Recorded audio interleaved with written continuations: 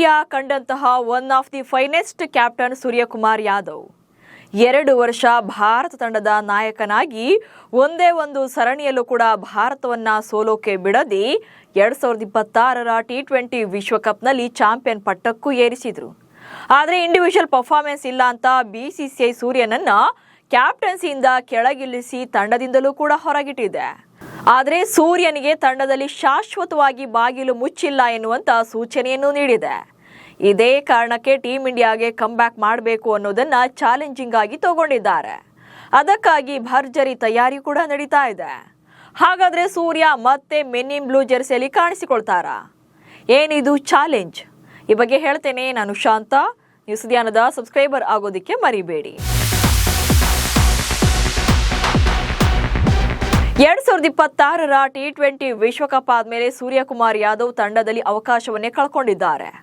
BCCIನ ಈ ನಿರ್ಧಾರವನ್ನ ಕೆಲವರು ಅಕ್ಸೆಪ್ಟ್ ಮಾಡಿದ್ರೆ, ಇನ್ನೊಂದಷ್ಟು ಮಂದಿ ಇಲ್ಲ ಸೂರ್ಯನಿಗೆ ಅವಕಾಶ ನೀಡಬೇಕಿತ್ತು ಅನ್ನೋರು ಕೂಡ ಇದ್ದಾರೆ. ಅದಕ್ಕೆ ಕಾರಣ ಸೂರ್ಯ T20 ವಿಶ್ವಕಪ್ ತಂಡದ ಕ್ಯಾಪ್ಟನ್ ಅನ್ನೋದು, ಜೊತೆಗೆ ಹೊಸ ಕ್ಯಾಪ್ಟನ್ ಅಡಿಯಲ್ಲಿ ಟೀಮ್ ಇಂಡಿಯಾದ ಪೂರ್ ಪರ್ಫಾರ್ಮೆನ್ಸ್. ಟೀಮ್ ಇಂಡಿಯಾ ಕಮ್ಬ್ಯಾಕ್ಗೆ ಪಣ ತೊಟ್ಟ ಸೂರ್ಯಕುಮಾರ್.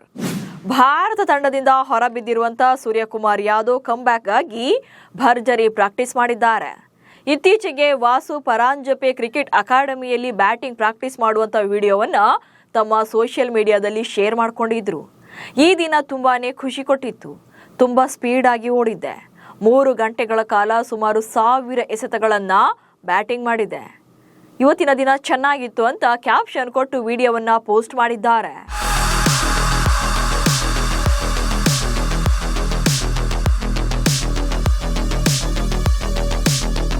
ಅಷ್ಟಕ್ಕೂ ಇಲ್ಲಿ ತುಂಬಾನೇ ಸೀರಿಯಸ್ ಆಗಿ ಪ್ರಾಕ್ಟೀಸ್ ಮಾಡ್ತಾ ಇರೋದಕ್ಕೆ ಕಾರಣವೇ team India come back challenge. ಪ್ರಸ್ತುತ ಭಾರತ ತಂಡಕ್ಕೆ ಸೆಲೆಕ್ಟ್ ಆಗದೇ ಇದ್ರೂ ಕೂಡ ದೇಶೀಯ ಕ್ರಿಕೆಟ್ನಲ್ಲಿ ಯಶಸ್ಸನ್ನ ಕಂಡ್ರೆ ಇನ್ನೂ ಕೂಡ ಆಯ್ಕೆಗೆ ಅರ್ಹರಾಗಿರ್ತಾರೆ ಅಂತ BCCIನ ಮೂಲಗಳು ಹೇಳಿವೆ. ಅಂದ್ರೆ ಎಲ್ಲಿಯೂ ಕೂಡ ಭಾರತ ತಂಡದ ನಿಮ್ಮನ್ನ ಪರ್ಮನೆಂಟ್ ಆಗಿ ತೆಗೆದುಹಾಕಲಾಗಿದೆ ಅಂತ BCCI ಹೇಳಿಲ್ಲ. ಚೆನ್ನಾಗಿ ಆಡಿದ್ರೆ ಡೊಮೆಸ್ಟಿಕ್ ಕ್ರಿಕೆಟ್ಗಳಲ್ಲಿ ರನ್ಸ್ ಬಂತು ಅಂದ್ರೆ ಈಗಲೂ ಕೂಡ ಪಿಕ್ ಮಾಡಬಹುದು ಅಂದಿದ್ದಾರೆ. ಅಂದ್ರೆ ಸ್ಟಿಲ್ ಈಗಲೂ ಕೂಡ ಬಾಗಿಲು ಓಪನ್ ಇದೆ. ಸೊ ದೇಶೀಯ ಕ್ರಿಕೆಟ್ನಲ್ಲಿ ಸ್ಥಿರವಾಗಿ ರನ್ ಗಳಿಸಿದ್ರೆ ಚಾನ್ಸ್ ಇದೆ ಅನ್ನೋ ಕಾರಣಕ್ಕೆ ಸೂರ್ಯ ಆ ಮಟ್ಟಿಗೆ ಬೆವರು ಹರಿಸಿದ್ದಾರೆ. ಗಂಭೀರ್ ಮೇಲೆ ಪ್ರೆಷರ್ ಜಾಸ್ತಿ ಆಗಿದ್ಯಾ?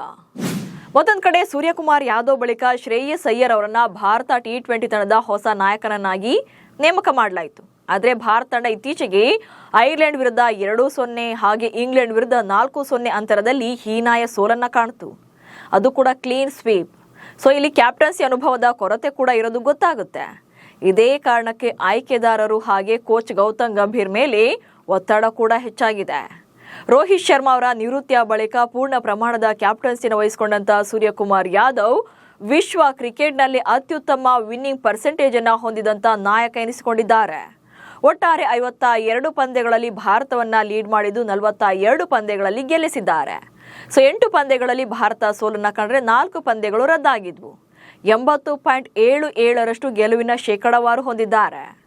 ಒಟ್ನಲ್ಲಿ ಸೂರ್ಯನಿಲ್ಲದೆ ಭಾರತ T20 ತಂಡಕ್ಕೆ ಮಂಕು ಕವಿದಿದೆ.